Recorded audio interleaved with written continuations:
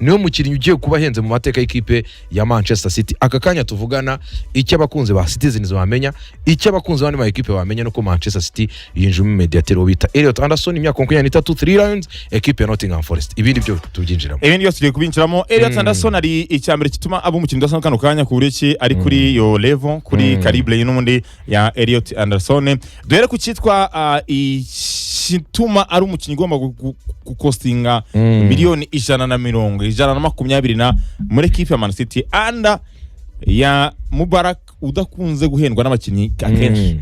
Yego nibyo Auguste, ugiye kubireba nyirizina ukareba kuri equipe ya Manchester City, ni equipe tuzi yuko nabo ni tough negotiators, ni equipe itagipfa guhendwa ku isoko kuko bazi kubagaininga bijyanye wenda n'agaciro babona mu mukinnyi, ariko nanone hakabayo icyo bita right valuation. Ugiye kurona kuri no musore Elliot Anderson yari afite amasezerano atari munsi y'imyaka 2, ni imyaka hafi 4 muri equipe ya Nottingham Forest, bijyanye n'umwaka wagomba kwiyongeraho. Icyo gihe tugishyira ku ruhande bivuze ko bijyanye n'igihe bamukuriye muri equipe ya Newcastle akiri muto yari equipe ya Nottingham Forest. Yavuze ati ibyo tumubonamo ni ibintu bihambaye ku buryo byibuze du project y'iko ino musore yazaba ari w'ingenzi, yaba ari muri equipe nationale ariko no ku isoko yaba ari umukinnyi watekeza ko twazagendaho by'igihe kirambye mu bijyanye no kuba twagerageza no kubona agafaranga ku isoko. Icyo kijye ku ruhande. Nujya kureba kuri Elliot Anderson mbere na mbere ku myaka 23, aka kanya seze ebyiri amaze muri equipe ya Nottingham Forest, yari umusore umaze kugaragaza yuko amaze kurenga rwa rwego rwa babakinnyi basa nkaho bakirimo barakura cyangwa se bagomba kuba bakwigaragaza kuri niveau runaka, ahubwo amaze guprova yuko yaba ari wa mukinnyi wakubakirwaho umushinga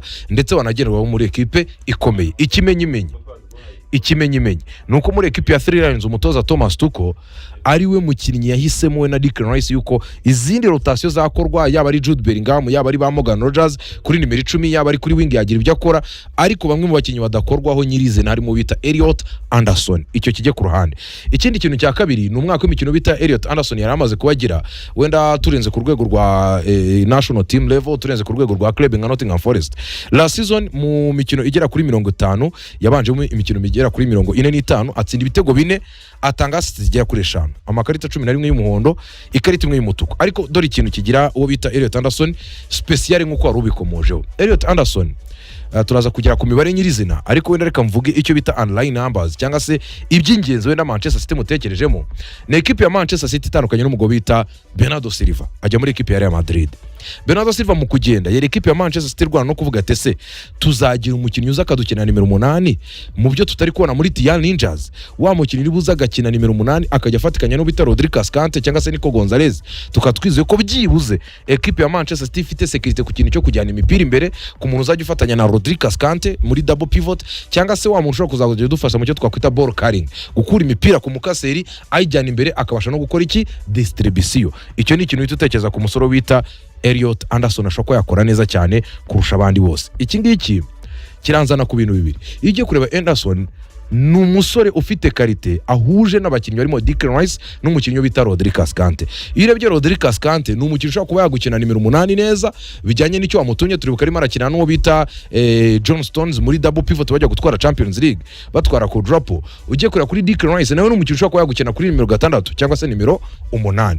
Izo karite yifite mo rero sasa nizo zimugira umukinnyi w'itandukaniro, kubera yuko equipe ya Manchester City, equipe yaba ari ya Arsenal, equipe yaba ari ya Liverpool n'iyari yose zakifuza gutunga umukinnyi nk'uyu ukina nimero 8 ariko akafitemo na karite nziza mu bijyanye no ko yagaruka inyuma agafasha umukaseri kuri niveau y'icyo twakwita Premier League. Reka sasa ninje mu bere kugira ibintu bisobanuke. Elliot Anderson muri Premier League last season, ugiye kura kuri statistique niyo mukinnyi wakoze tushe nyinshi kurusha abandi bose. Imibare irahari 3,300. Elliot Anderson ku kijyanye na possession won, gutsindira cyangwa se kuba adversaire afite umupira ukabasha kongera kugira gute kugaruza.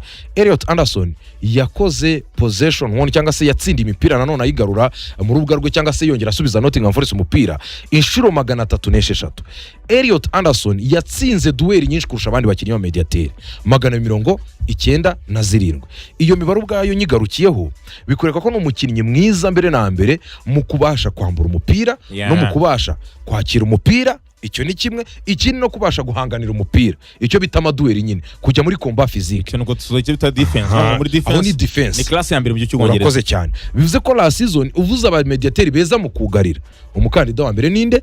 ni Elliot Anderson, hari Caicedo, hari Gravenberch Bakaseri, hari Rodri Cascante, hari Bazubimendi na ba Declan Rice bagiye bakina kuri uwo mwanya, ariko Elliot Anderson yagiye abahiga. Ikindi kintu sasa, ekipe ya Nottingham Forest this season muri possession average bagize ya 46%, 14%, uyu musore niwe wabagukuriye possession ikipe ya Nottingham Forest. Bivuze yuko yari we rufunguzo rwabo mu buryo bwabo bw'imikinire. Nujya kurira kuri Vitor Pereira kuri system ya 4-2-3-1 yagiye akina kenshi nyuma yuko afashe equipe ya Nottingham Forest, wisangaga uno musore mu batoza bose bahindutse muri equipe ya Nottingham Forest. Shandaish, Nuno Espirito Santo watangiye batoza, Vitor Pereira ndetse n'umuvandimwe Ange Postecoglou. Uyu mukinnyi bose bazaga bagira gute bamwubakiraho. Dore ikindi kintu nyuma y'iyo defensive duties sasa, n'umusore ugiye kureba uburyo yagiye yigaragaza mu bijyanye no kubasha kuba yakwiharira umupira ndetse no kuba yafasha abagenzi kujyana imipira imbere. Nujya kurira kuri progressive passes, gutanga imipira myinshi muri final third, n'umusore wo bita Elliot Anderson warusha abandi ba Mediterranean muri Premier League. Sasa reka nye mu bifatika muri equipe ya City.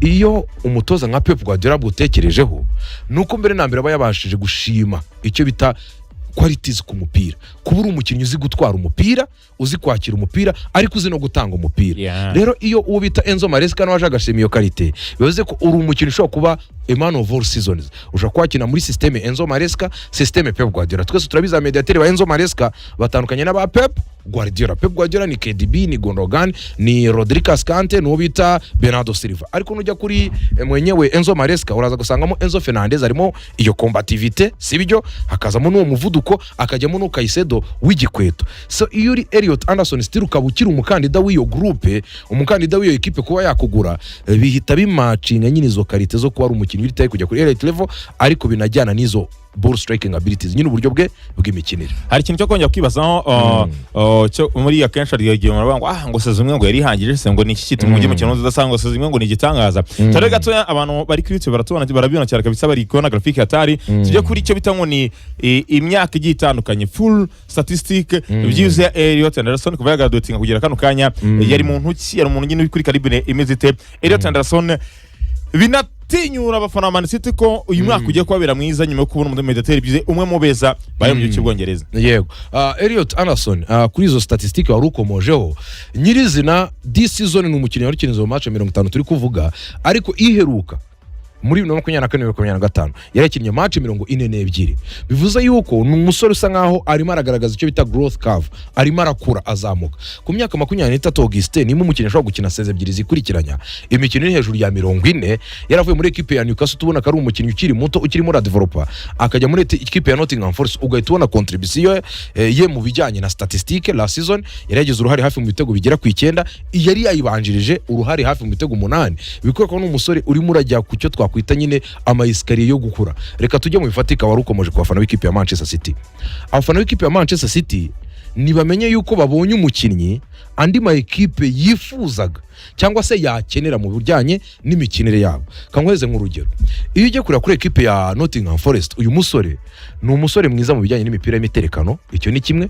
Ni umusore mwiza mu bijyanye no kuba yaba umukaseri, ubwo turavuga defensive, hari ibyo akora byiza. Nujya mu bijyanye no gukina satira, ni umusore ushobora kuba ari mu buryo, ariko akaba yabasha no kuba yatanga umupira imbere. Muri equipe ya Manchester City nimba ufite umukinnyi nka Nico Gonzalez nk'umukaseri, nimba ufite umukinnyi nka Rodri Cascante nk'umukaseri, nujya kureba this season umukinnyi bita Rodri Cascante bagiye bifuza cyane kujya mu asosiyo bita Bernardo Silva nk'umukinnyi ushobora kuba yagira gute yakavaringa distance, yajya mu bice bigiye bitandukanye by'ikibuga, none akavuna amaguru bita Rodri Cascante akisanga arimo arakora gusa icyo kurekipera imipira cyangwa se no gutangiza build up, agakura umupira kuri ba myugariro akayiherezo bita Bernardo Silva akagira gute akayijyana imbere. None akakanyo bita Elliot Anderson niwe arazana karite yuko noneho muri cyagiye Rodri Cascante asa nka harimo arakora block, arimo arafasha Manchester City mu kugara by'umwihariko, arimo araba rideau defensive. Uraza kwisanga Elliot Anderson amwegera hanini, rimwe na rimwe akajya na libera Rodri Cascante, tuzi ko akenshi nawe yari maregera imbere bari mwiza. Ugasanga icyo kintu cyo kuba noneho binterchanging imyanya, kugenda bahinduranya imyanya, ubwabyo biragora adversaire ko yasoma muvuma z'ikipe ya Manchester City. Aho ni kuri adversaire. Nujya kuri Manchester City nyirizina, iyo ufite umedeteri nk'uyu nka Elliot Anderson nimero 8 mwiza, ushobora kuba yakwakira umupira akawujyana imbere, yagufasha muri je ebyiri cyangwa se mu buryo bubiri bw'imikinire. Bivuze ko muri cya gihe Manchester City yifuza kugumana umupira, uwo bita Elliot Anderson araza kuba added value, araza kuba inyongera ku gaciro k'icyo bari gukora ako kanya. Nimba wifuza kugira possession ya 80%, iyo ufite Elliot Anderson nk'umusore mwiza mu gusoma ikibuga, icyo twita kureba espace, kureba bagenzi babo bahagaze, gutangira passe ku gihe, kwakira umupira mu mwanya wa nyawo, Elliot Anderson icyo kinagira gute aragitanga. Ariko no muri cyagiye ushaka gukina bwa buryo twabonye Pep Guardiola cyane muri systeme ya 4-1 la season ayentroduiza, byari bijyanye na karite. Uwo bita Hugo Viana yaratanye kwinjira muri City, kuko irebye uwo bita Doku, ukareba abaharandi baguzwe mbere, ukareba kuri Antoine Semenyo, uhita ubona ko Manchester City ishaka no kwiadapta ku kintu cyo kuba yaba nziza mu bijyanye n'ama counter attack. Icyo kagitekerezaho. Iyo urimo uratekereza ama counter attack rero, uyu ni umwe mu basore uhita utekereza yuko ikintu cyo kuba ari mwiza muri transitional play ni ikintu nacyo agira gute ashyira ku meza. Ese urashaka icyo bita line breaking passes? Mu kanya gato twari turimo turakomoza kuri statistique, niyo watanze line breaking pass nyinshi muri Premier League season. Bivuze iki sasa? Bivuze yuko ya mipira ica mu mirongo hagati, nimba ari umusore ufite karite yo kuzitanga, Manchester City ishobora kubibuze Bernardo Silva mwiza mu guhekanya agapira, mu gucenga no kugira gute, ariko yungutse undi mukinnyi twakwita ngo ni workhorse, umukozi mu bijyanye no kubasha gukora iyo pressing, guhiga imipira, ariko nanone yunguka n'undi mukinnyi ujyanye na karite z'icyo bifuza mu mikinire yabo, wa mukinnyi mwiza no ku kirenge, wa mukinnyi ubuze kubasha kwakira baro akanayitanga neza, wa mukinnyi ubashe kuba yashaka baro mu gihe mwagize gute mwayitakaje. Ibyo ngibyo nicyo twakwita ikijyanye n'imikinire. Ariko nujya no ko cyo twakwita gifatika, abantu bareba ino transfer yo bita Elliot Anderson uburyo ibayemo, na rusaku naki, ariko turebe abandi bakinnyi bisa nkaho bifuzwa n'ama equipe akomeye, uburyo bahita bayaga mu mutwe. Akanyari muri Sirians arimo arabanza mu kibuga, arimo arakina wajya ngo nani kirimo kiraba inyuma y'amarido. Icyo kijye ku ruhande, iyo mentality, uko kuntu nyine ari umuntu uri pose, uri calm, ufite iyo composure yo kuba ari umuntu mukuru, icyo tugishyire ku ruhande. Ikindi kintu uhita uno musore kuba ari umusore City guze amaze kugraduatinga, amaze kujya muri equipe nationale, ari umukinnyi ngenderwaho.